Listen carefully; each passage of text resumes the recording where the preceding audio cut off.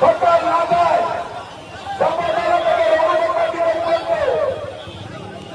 আমাদের প্রার্থী এবং আমরা ছড়িয়ে থাকবে আমাদের গাড়ি শুরু হবে।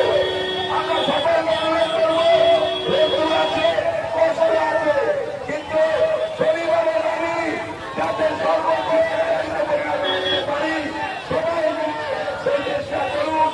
আর আজ থেকে প্রতিদিন পাড়ায় পাড়ায় বাড়িতে বাড়িতে বুঝে বুঝে প্রত্যেকটা মানুষের সাথে সাথে প্রচার করে তুলবে এই ঘন্টার ব্যবস্থা।